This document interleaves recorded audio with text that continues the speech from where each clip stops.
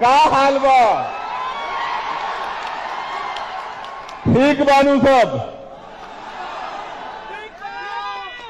और ये मैं समझता हूं कि ठीक तो नहीं। जब तक बिहार में एनडीए की सरकार रहेगी तब तक ठीक कैसे रहेगा मुझे बताओ। तो आप कह रहे हैं ठीक है, अच्छी बात है, लेकिन मैं मानता हूं कि ठीक नहीं है, ठीक करना पड़ेगा। अगर सच में मुझसे प्यार है, भीम आर्मी से प्यार है, आजाद समाज पार्टी से प्यार है, तो घरों से निकलो, अपने अपने गांव में भाईचारा बना के समाज को तैयार करो और बड़े बड़े राजनीतिक दलों को उखाड़ के फेंक दो, आजाद समाज पार्टी को ताकत। और कह रहे हो बहुत जिम्मेदारी से, लोग कहते थे अकेला चंद्रशेखर पार्लियामेंट में क्या करेगा, बोल भी नहीं पाएगा, भीड़ में छिप जाएगा, कोने में घुस जाएगा। बताओ अकेला चंद्रशेखर आपको दिखता ही नहीं दिखता है पार्लियामेंट में? कल चलेगी भाइयों पार्लियामेंट, देख लेना। अगर 543 में आपका अकेला सांसद नहीं दिखाई दिया तब कहना कि भाई हमने जो वोट दे के ताकत बनाई थी वो कमजोर रह गई। इसलिए आपसे कह रहा हूं कि 543 में एक बनाया, यहां 243 है। मेहनत करके अपने इतने लोग जिता लो कि असेंबली में आपकी लड़ाई लड़ सके। और लड़ाई कैसे लड़ी जाती है ये तो मैं इनको सिखा ही रहा हूं पार्लियामेंट में, लेकिन असेंबली में पूरे बिहार को सिखाएंगे कि लड़ाई कैसे लड़ी जाती है। आप ये सोचो, जो जेल से नहीं डरते, जो मुकदमों से नहीं डरते, जो लाठी से नहीं डरते, जो गोली से नहीं डरते, उनसे ज्यादा आपकी लड़ाई लड़ने का जज्बा किसके अंदर हो सकता है? सोचो। जहां एक तरफ लोग सीबीआई से डर जाते हैं, ईडी से डर जाते हैं, इनकम टैक्स से डर जाते हैं, आप बताओ एफआईआर के जरिए क्या आपके वोट के अधिकार को यहां छीना जा रहा है, नहीं छीना जा रहा है? बताओ, छीना जा रहा है, छीना जा रहा है?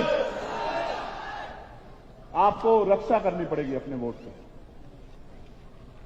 आपको अपनी वोट की रक्षा करनी पड़ेगी। एक एक आदमी को जागरूक करना पड़ेगा। वोट हमारा हथियार है। बाबा साहब ने हमें वोट हथियार के तौर पे दिए।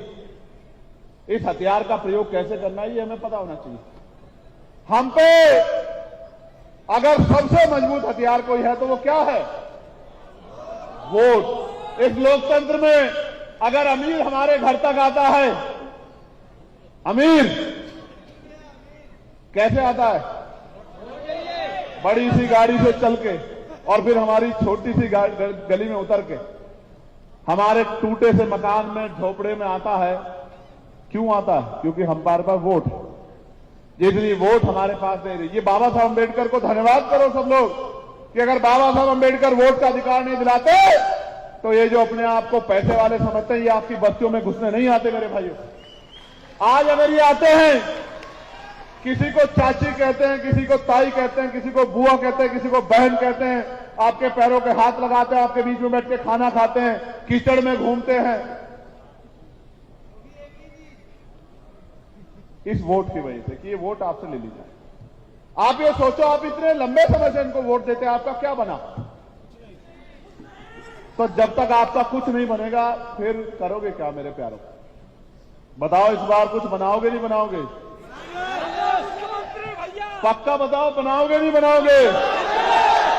और बिहार वालों एक बात और हमसे सीख लो,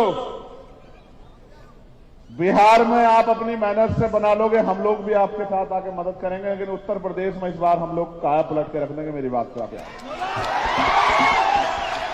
और उत्तर प्रदेश की गूंज आप तक आ रही है नहीं आ रही है? कुछ सामाजिक संगठन, कुछ मीडिया के लोग कहते थे कि भीम आर्मी आजाद समाज पार्टी पश्चिम की पार्टी। अभी इलाहाबाद वालों ने बताया नहीं बताया कहां की पार्टी है? बताया नहीं बताया? बताया नहीं बताया? चाहे विरोध में, आलोचना में लिखा हो, मीडिया ने, इसी मीडिया ने लिखा ना कि 5000 कार्यकर्ता एक तरफ, 10,000 कार्यकर्ता एक तरफ। ये कहां से आए कार्यकर्ता? आप बताओ, आप पैसे पाए हो क्या? भूखे प्यासे मोटरसाइकिल से, रेल में, बस में अपनी मेहनत की कमाई का पैसा जुटा के जो ये इतना बड़ा जन समूह आया, ये पैसों में नहीं आया। जो पैसों में आया हाथ खड़ा कर दे। ए शंभू भाई, थोड़ा कैमरा घुमा के देखना कोई पैसों में तो नहीं आया। जो पैसों में आया है वो जोर से हाथ खड़ा करके दिखा दे इसे।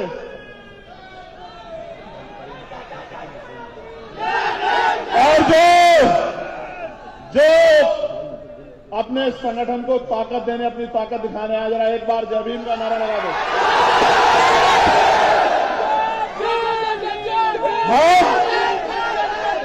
हम जो हैं, एक प्यारो सुनो सुनो, रुक जाओ।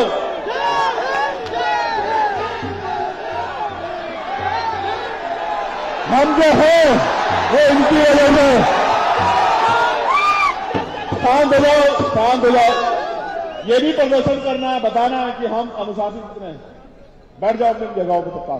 इस पूरे पंडाल में हमारा व्यक्ति नहीं खड़ा होना चाहिए अगले 1 मिनट के अंदर, चाहे कोई जगह मिले बैठ जाओ, जमीन पे, कुर्सी पे, कहीं स्टैंड में जहां मिल जाता। ये भी बता दो, ये भी पता लगना चाहिए, जो लोग कहते हैं कि अनुशासित नहीं है, उनको पता होना चाहिए कि ऐसा अनुशासन भी किसी के अंदर नहीं है जैसा भीम आर्मी के अंदर।